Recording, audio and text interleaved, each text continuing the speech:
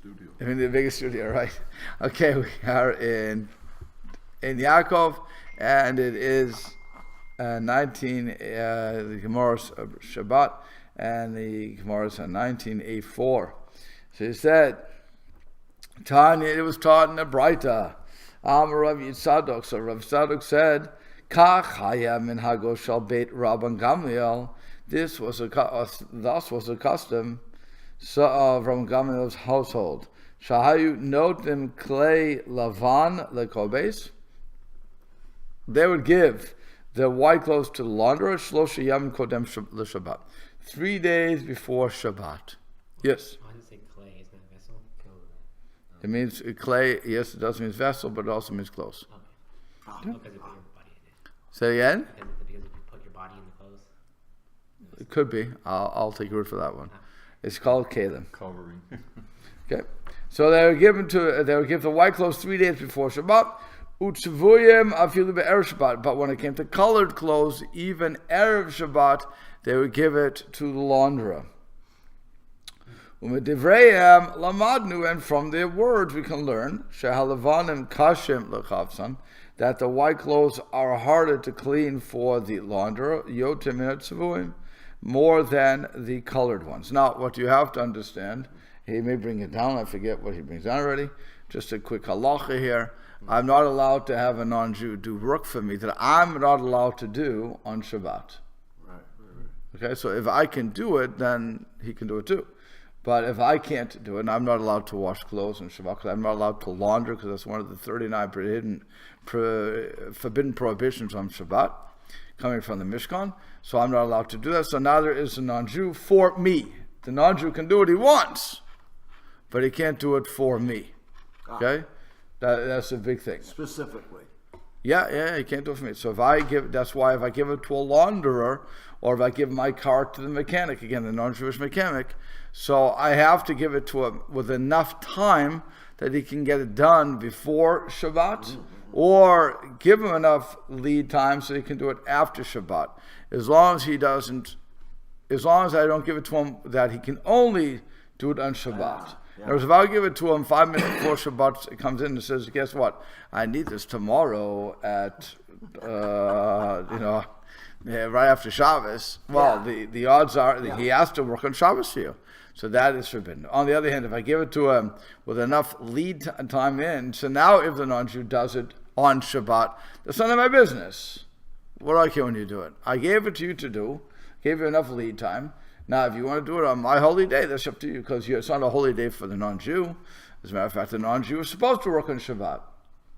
Right? It says if a non-Jew does keep Shabbat, so it's a death penalty for the non-Jew. That's a whole different question that we're not going to touch on this day, but it's we also did this in the Lunch and Learn about what the ramifications of a Ben Noach keeping Shabbat is, and how they're supposed to break the law a little bit. Even if they want to keep Shabbat, they have to break it somehow.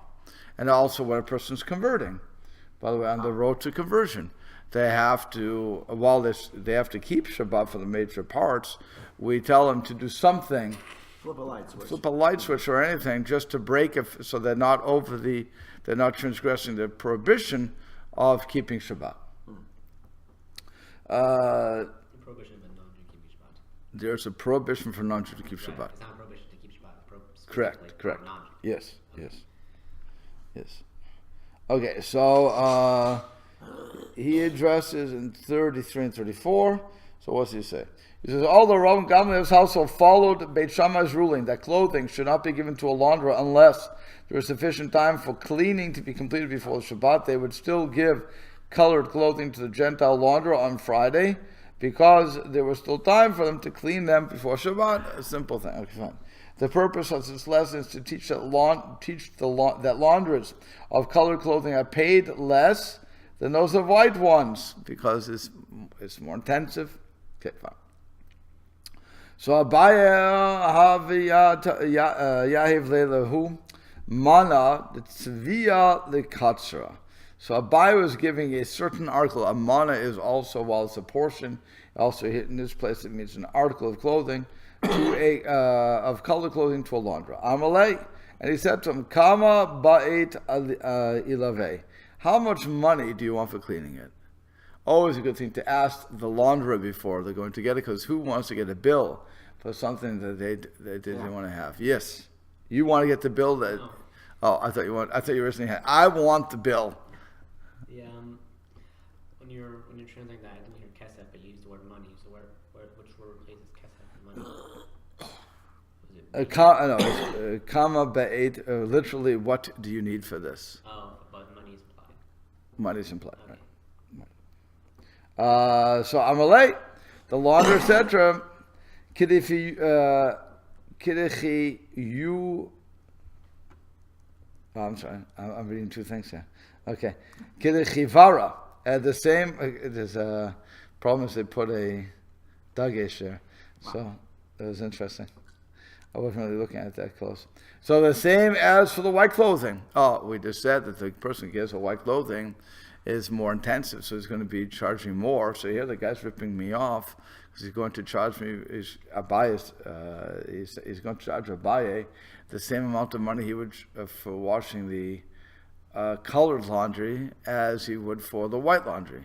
It clearly doesn't take that much energy to do that, or equipment. So Amalei, Abaye said to him, Kavraka Damuch Rabban, the rabbis have already anticipated you by teaching us that it is easier to clean colored clothing than whites. Thus, the price should be lower as well. Okay, always good to bargain with your. I was reading that before. I mean, it just look. Today it's different. They just throw it in the laundry machine, whatever it is. Maybe you put a little bleach with the white shirts or whatever. Back then, obviously, they did have you had to get what? There might have been some wine stains or food stains on a white blouse or shirt, whatever it was, and maybe from the neck around dirty around the neck, and so they would have to pay a whole lot more attention to it, beat it more, whatever. Correct. So now, what you can always ask, by the way, is a very interesting thing. I have the right to charge you whatever I want to charge you. Yeah. You don't want to pay. Go to the other launderer. What do I care if I'm not working as hard, right? You go to a car to get the car fixed, and according to the book, it should take an hour and a half to do it, and they're going to charge you accordingly. Well, the guy knows how to fix it in 15 minutes, and he's still going to charge you the flat rate, whatever the thing is. And he said, but it didn't take you the hour and a half. Because I know how to do it faster. That's not your. You have no right to tell me what I should charge. I'm going to charge you this and that. So it's interesting that he's bargaining with his launderer. Not a good thing to do either, because he can ruin your clothes. No, why not? Well, what the heck. So he says, the rabbis taught us, they anticipated you and said we should do it cheaper. Okay. And by the way, we don't go any further with that discussion. It's interesting. Okay. It's interesting. Right. Yeah. Would it be different if it was a Jewish launderer? Like the bargaining and stuff? No. No, okay. The bargaining would be the same. It actually may be a little worse. The Torah says you shouldn't rip me off, and here you try and rip me off. So it's clearly a type of rip-off where you're saying, that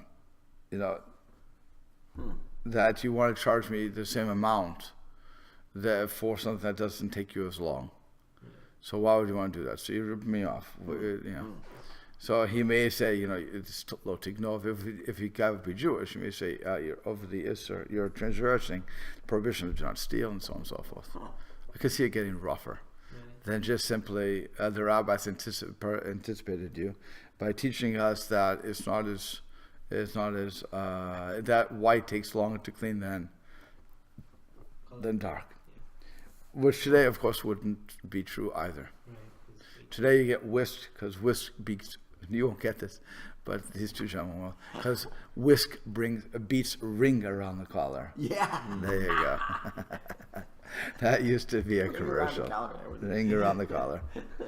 That was only for white, though. Yeah. It would not be for any other color. Well, you got a dark colored garment. You don't see the ring. Just gonna get the basic. Google it. If you're really curious, Google it. Ring around the collar. It's an old. That used to be whisks. Commercials where they advertised. Right. So now another piece of advice. So Amar Abaya apparently had to go to launderers. Okay, so Ayman, Yahav Man Lekatra, once again, one who gives clothing to launderer, but Mishcha Nativla should give it to him with measurement. Mishcha Nishkomine, and take it back from him with measurement. That is, he should measure the garment before giving it to the cleaners and measure it after getting it back.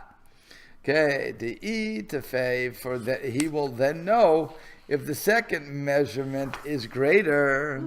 Afsadei the matche, a launderer damaged it by stretching it too much. V'batzir, and if the second measurement is smaller, afsadei say he damaged it by shrinking it. Okay, that's amazing. Well, washing it in hot water. So he obviously Abaye is dealing with people who launderers he did not trust, and apparently launderers had a bad reputation. That he's getting involved in this. One, he's teaching us we should bargain. We have to really listen to what they're saying. We should ask before we put it in.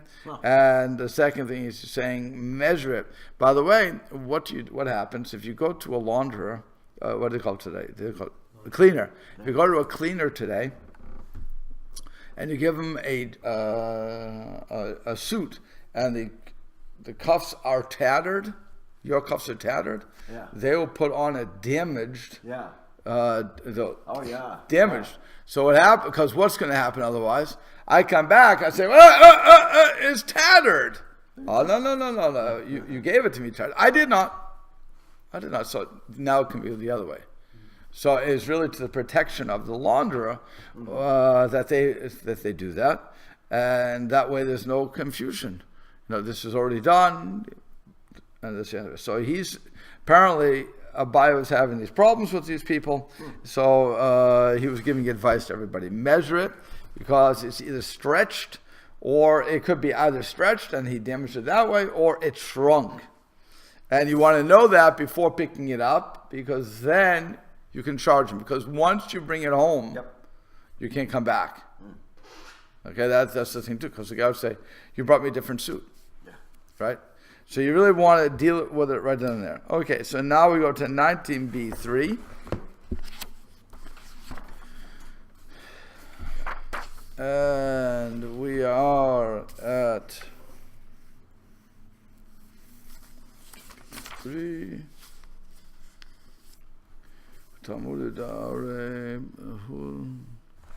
Yeah. So it's where it says the Gemara records an incident. You got it? Hahu Talmida, the Ore Becharta, the Arges Karabi Shimon. There was a certain rabbinical student who ruled on an actual case in Charta da Arges. What is that?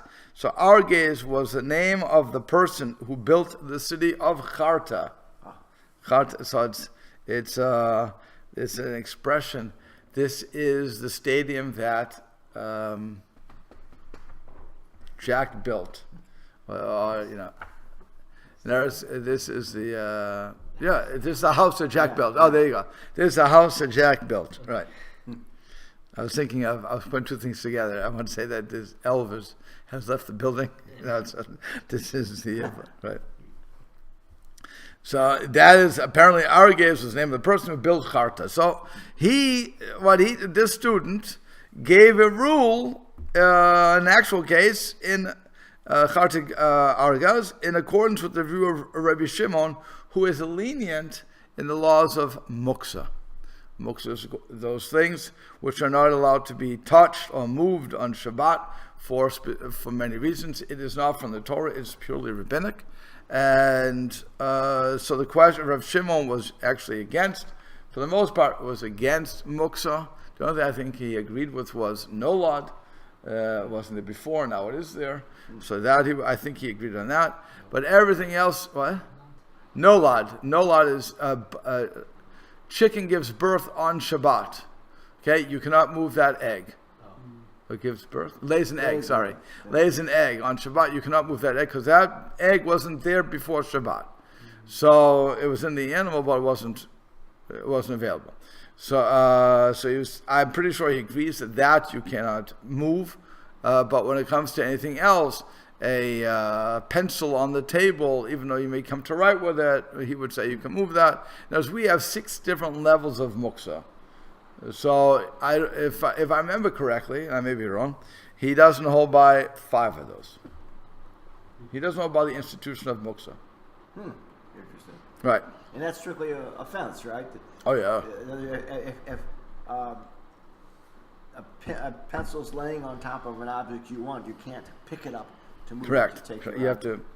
to, Just pick your object up and let the pencil go. that's one way to do it, right? Yeah. Right. Yeah. Or there are other things that you can. Snow comes down on the ground. It's snowing today. Okay. Let's say it's snowing on Shabbos, so you cannot pick that snow up.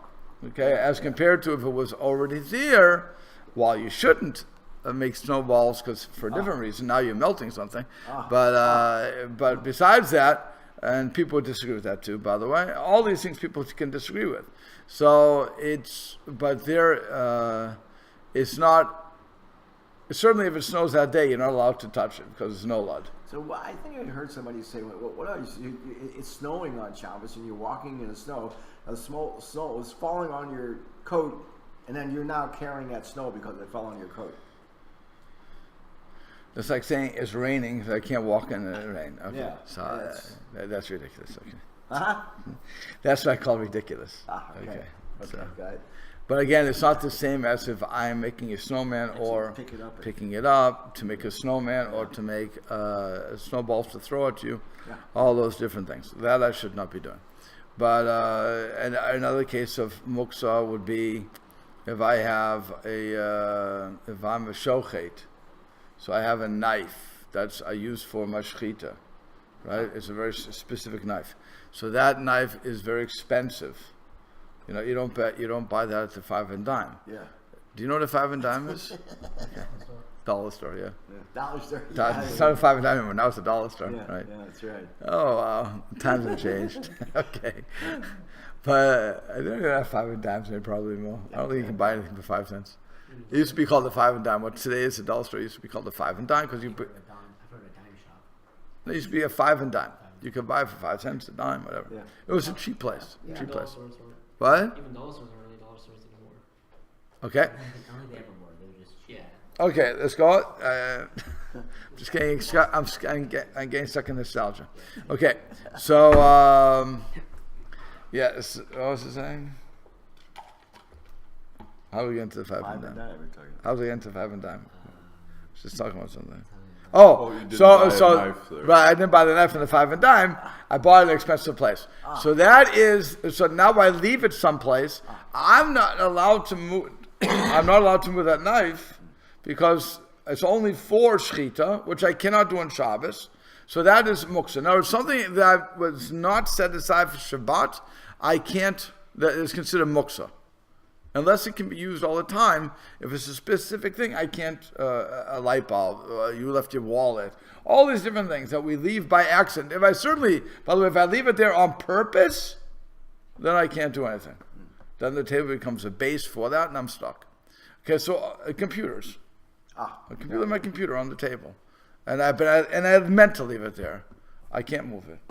As a matter of fact, the table, assuming nothing else is on the table, just that computer, the whole table becomes muksa. I can't move the table. What if anymore. you forgot to? I forgot is a different thing. Forgot is a different thing. If I forgot, I put it down, but I didn't really mean to do it there. So there's ways to do things. Yeah. Okay, so so that's what happened. So he ruled in accordance with Rav Shimon. And what's going on? The other thing is who was. Oh, we're going to find out. Okay, fine. So Shamte Rav Hamnuna, and when the student did this, so Rav Hamnuna excommunicated the student. That's it. You're out of the game. Excommunication was not like we call it today. Excommunication. It was worse. You couldn't speak with him. You couldn't. You said you went into shul. I won't say where on yesterday, and you said hello, and they wouldn't talk back to you. They didn't say hi back to you. That is an experience of excommunication. Okay, well they don't, and they didn't need to count you for minion, but you would also not have been counted a minion. They wouldn't be able to buy anything from you. Now we have to also understand that excommunication only works when we have a small insular community where you cannot leave. If you have a community like in America, excommunication is worthless because you don't like me here, I'll go to a different place, or I'll leave. Or the non-Jews will buy from me. So it really is worthless. Yeah. What if you're in a small insular community? What if you excommunicate someone who's really important to the, like you excommunicate the barber or the blacksmith or the butcher? Right. So what? Do you have to get a new barber, butcher, or blacksmith? Well, the reason you're excommunicating him is because you want him to do repentance. Oh, okay. So And then once he does repentance, you're going to let him back into the fold. Right. So what happens, so just think about that. You're the only butcher in town, right? Fine. So we excommunicate the butcher. I shouldn't say you. One is Reuven is the only butcher in town, right? So now Reuven does something wrong. So we excommunicate Reuven. Again, all we want him to do is do tshuva. So Reuven, now again, he's not selling to the non-Jews. He's not selling to anybody else. It's only us. We are willing to put up with not having meat for a couple of days to make this guy suffer financially so that he will do repentance. That's part of Kol Yisrael Rev Zebazet. They were all connected with one another. So until he does the tshuva, we have to deal with it. Because, by the way, if he doesn't tshuva, so how can we trust him anyway? Right. Okay? It's another thing. So that would be an example of excommunication where it does work. Right. Yeah. What if does it go the other way? You can't buy anything from him, but can you take his money? Like if you're the renter, if he's renting from your property, can you take his money? Oh. 'Cause in that case, I'm guessing it would not work for him. right. I'm guessing it would not work for him. And you would bring him to court. You would garnish his wages. Right. But he has no wages. Right. So you really don't want to rent to a guy who's in... No, but you're renting him, and then also need Okay. to communicate. Yeah, I understand. So what I'm saying is you would garnish his wages again. So you could probably take his stuff in... there'll be the court has to do it, but you could probably get for the court to garnish something for you. Okay, so now he says, yeah. It's only between laws. It's only between things that are like man and man. Because if it's man and God, then how do you know if he's? You can't say. He can say he repented, and people can say, no, you didn't. You have to repent sincerely to God. That's not your business. It's me, God, kind of thing. So are these only laws against man and man? Or can you be excommunicated? Right, because depending on the thing it is, people. Can we excommunicate if it's something that is not can you only be excommunicated something between man and man? That's all the people here. Right. Who I always think that they can't hear your questions, and I mean I know they can't. So I'm not sure if you can't excommunicate for somebody who is swearing in God's name falsely or something like that. I'm not sure. I would think that if I remember correctly, you could be. Right. It's something like that, and so when do you repent? When do you stop doing it? Right. So we're not looking to say I'm sorry. We're looking for you to stop your actions. Right. So I mean, I guess that could work for if you're not Shomer Shabbos. Well, we can't trust you anyway.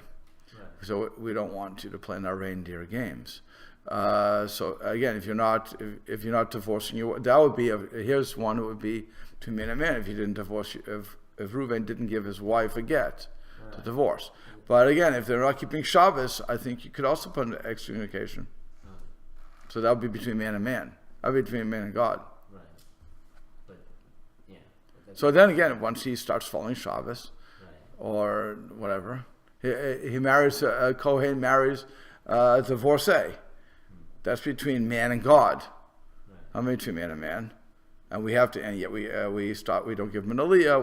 We don't do a lot of things. We put him into a semi-excommunication, not a total, Until he gets divorced. until he gets divorced. Right. We do none of these things today. No, I know. Okay, Just so wondering let's how it understand that. worked back then, like if it was totally arbitrary, or if there was a set kind of. No, it's set. You have to you have to look at the halacha, see what you can excommunicate, what you cannot do excommunicate. But the point is that here he did excommunicate. So the question is why. But so let's see what happened.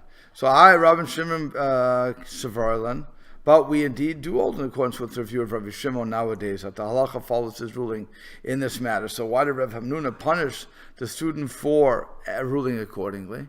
Here he's ruling with the guy who's saying right. So what's going on? So the Gemara answers, Ba'atra de Rav Hava. It was in Rav's locale that the incident took place. Charta de Arages was within the area that was under Rav's jurisdiction. And since Rav was a local rabbinic authority and people there were subject to his rulings. Okay, so if I'm going into a town that is following a different opinion than the world, and the rabbis respect the rabbi, I have no right to come in to rule the other way. And this is why when you guys learn, you go into and you become proficient in learning, okay? And so much so that you can actually judge on halachic issues, or let's say, you don't have to even go that far, that you grew up in a show that the rabbi said this is a halacha. Now you're going to a different place, and the rabbi sitting, the different rabbis not even there, and somebody asks, what's the halacha? And you guys decide to open your mouth. And you say, well, the halacha is blank, like this. And now you may be right, you may be wrong. You quote the rabbi. Okay, you're a rabbi. But that rabbi ruled against the rabbi of the town. Not by purpose, in his place. That's how he ruled. In this place, the other guy rules opposite. So now what you've done is gone against the ruling power of that city. That's a excommunicable situation. Wait a second. Yeah, go ahead. Ask the question. Able to show up in that town in the first place. Say it again. You're able to show up in that town. I'm just going. What do you mean able to show up? You weren't there in the original. You showed up. Right. Right. So, reverse engineer that. You can leave. You can go back to where you came from. Yeah, but you don't want to get excommunicated. Even if you leave, you don't want to get excommunicated. You don't want your reputation to be one of excommunication. So that's why I left. No, right, but it's where they spread there, the word. There, it's not the insular. You can get spread around. Again, the Jewish people. I'm saying that. Right. It's not that you can't leave town. It's in this case, he came from somewhere. He can go back to there or go someplace else. Yeah, but it's a bad reputation. No, right. It would be comparable. I'll give you an example. Okay, I'm driving down the highway and I'm speeding. Okay, I get stopped I live in Massachusetts, and I speed through Chicago. I get a beautiful ticket from Chicago. Gewaltig ticket. $3,000, whatever, beautiful ticket, okay? Now, and I say, who cares? I'm never going to see Chicago again in my life. Forget the ticket, right? It wouldn't be the first, I wouldn't be the first or the last to do that. I'm not going to see the place anymore. You can't get me. It's Chicago.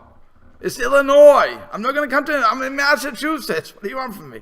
So I go to Massachusetts. Now what happens is now they put a arrest warrant against me the one I come into Illinois. Correct? That's what they do. They get the boot, whatever they want to get. If I go back into Illinois, anywhere in Illinois, boom, they got me. Right. As long as I avoid Illinois, I'm in good shape. Do I want to live like that? Of course not. So the same thing here. Here you have a person who's a Talmudic student. Again, it's not somebody who's coming off the road who doesn't know. He understands the rules of adjudication and what he should be doing. So what he should have said was, when somebody asked in this place, and he knew the place was run by Rav, and he knew that Rav didn't hold by Reb Shimon, he should have ruled according to Rav. And I'd say, well, Reb Shimon, even though we rule like Reb Shimon says this, or he should, the halacha says why. So now the person's taking it, so that's why Rav Hamnuna says, no, that I'm excommunicating, because you're not allowed to do that. You're not allowed to do that. You understand? Right. So it's not a matter of I can leave. It's true you can leave. No, that's not what I was saying. This is like it's all excommunication, so it's all that. Say again? It's all excommunication, so it's all under that umbrella of you messed up. Yeah. That's not what I'm saying. This is like a sub thing because he came from somewhere. It's still excommunication. It's still not. What are you saying? If he went back to the town he came from, is he under the excommunication? No. I'm just saying for context, it's still it's like a sub thing because it's not exactly like you can't leave. Right. No, of course not. Of course. Correct. Again, you don't want that on your reputation. That I was excommunicated. But you're right. You could leave. You could find yourself a different town. But normally people don't want to do that. Normally they want to stay where they are. Okay. So, but you're right. And by the way, that would apply for anybody. If the guy is living in an insular community, when he gets, and this happened, by the way, there was a guy in Muncie who ripped off the system. Remember the butcher that was in all the papers? He ripped off the system. He was selling treif meat through his stuff. But they caught him, started a whole ruckus. He subsequently had to leave. His wife divorced him, but he subsequently had to leave and go to a different community. Now, do I know the guy's name? Absolutely not. Could he be part of South Bend today? 100%. Would have shaved his beard, maybe kept his beard, maybe give the Daf Yomi shir. I don't know what he's going to do. So the point is we don't know who he is, right? So his excommunication, his embarrassment, his the disgusting thing he did is lost. So yeah, you can always leave, but you don't want to ever have to leave. Okay, because again, it's right. So that's what he's saying, and so since it was Rav's locale,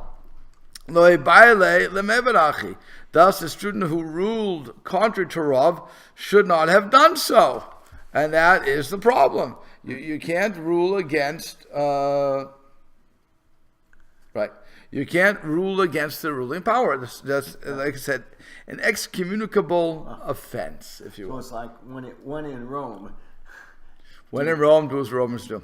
But also, basically, if I know, and again, as a rabbi, when I've gone to different places, so they find out that I'm a rabbi, and then they say, well, what's the halacha? And I always say, see the guy in the front? He gets paid the big bucks. Yeah. I'm on vacation. Leave me alone. I have nothing to do with this town. I don't know what you mean. Halgamar, I don't know anything about this. I'm not going to start ruling for you. It's also like, let's say, even a place like Chicago where there's so many shuls and people follow different rabbis and so like that. And so a guy comes in and says, what do you people in Chicago do concerning such and such? Correct. And say, well, this is what I do, and then you can leave them with the impression that's what everybody does, but it wouldn't necessarily be true. Correct. That's why when you have an Eruv in town, the first question that people ask is, does everybody hold by the Eruv?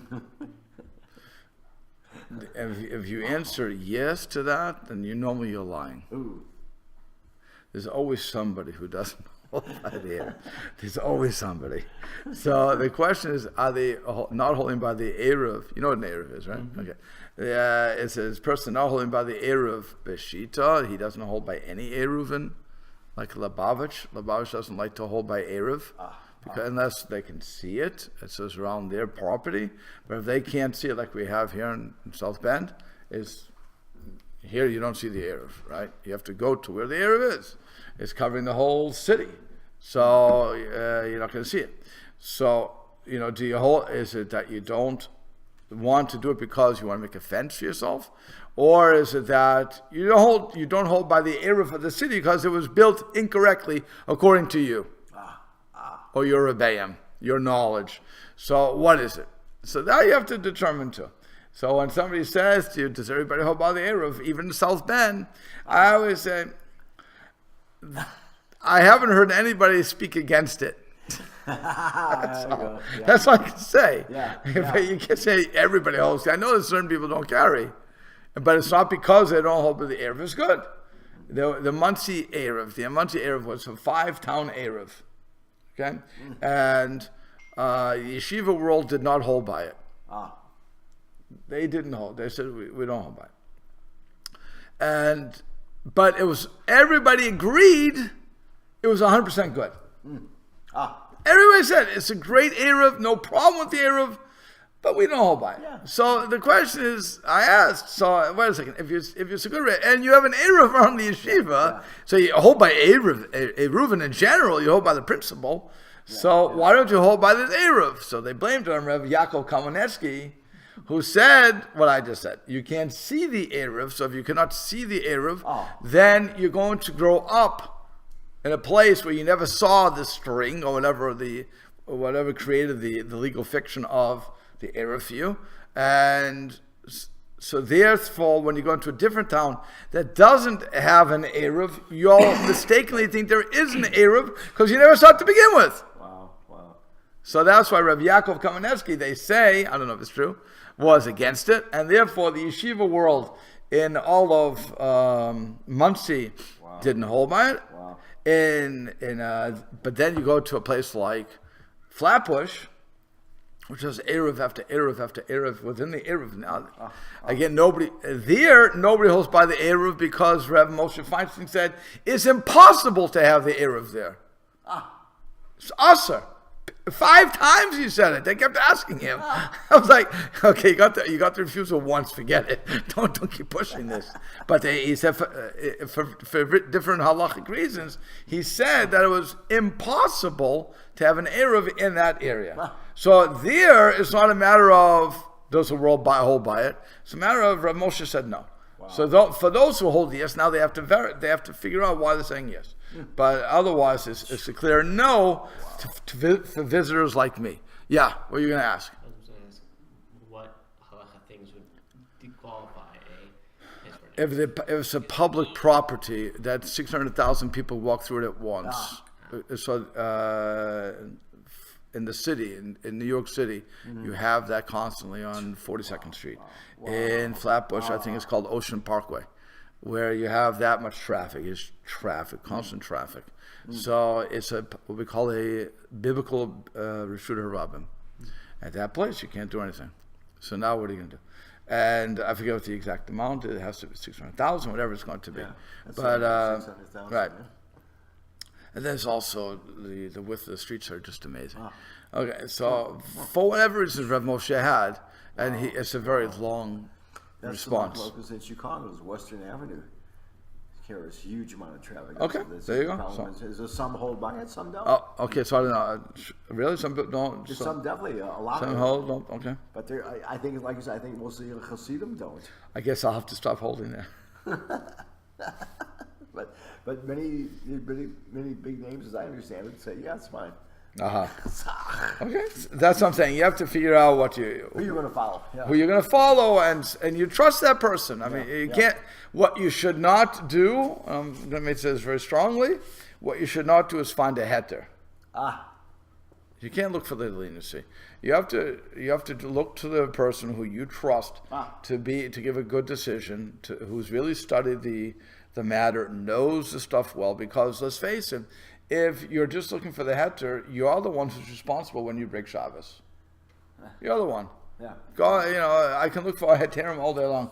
There was an old joke that they would go to the rabbi and they would ask him something, and the rabbi would always find some side of leniency. And he'd say, okay, it's permitted because of this, and fine. So he goes, he dies, and now he's coming to the Beit Din Shamayla, the heavenly court, and he's judged, guilty. He got all these heterim that you gave. So they sent him to Gehenna. And so he said, but I don't understand something. All my life I was trying to do it for Bnei Yisrael, Avos Yisrael, love of Israel, so I would give heterim. Why did I end up in Gehenna? So the Malach looked at him and said, no, according to some opinions, this is also Gan Eden. Okay. Again, you have to be careful. Oh, everybody gets it. Okay. So you have to be careful with that. So again, when I'm trying to find something out, I have to go to somebody that I respect, that I'm going. And it happened, by the way, when I call up a person, I'm bound by that answer. If I'm calling that person to find out, even if I want a heter, I want a leniency. I tell them, these are my things. I need a leniency. And the rabbi looks at me and says, "You're crazy. There's no leniency for what you want. Sorry, you're out of luck." Now I can't. I'm not gonna start shopping around. There's somebody going to be saying. I guarantee you, somebody will say yes, but I'm not going to start shopping around for that. And I'm not, even if I find out the person who says yes, I'm not going to regret that I asked the guy I always ask. I trust that person. I'm trusting him. So that person hopefully knows and understands the situation and answers accordingly. And even if there is a leniency out there, it doesn't mean I should jump onto it because it may not be good for me. And that's why that's why I say lecha rav. You pick a rav for yourself that somebody's going to understand you, not you in the general sense, but you specifically, and then he can judge accordingly. Okay, so now we're going to go to 28:2. What time do I have here? Do I have enough time? No, I don't. We'll have to stop here. Okay.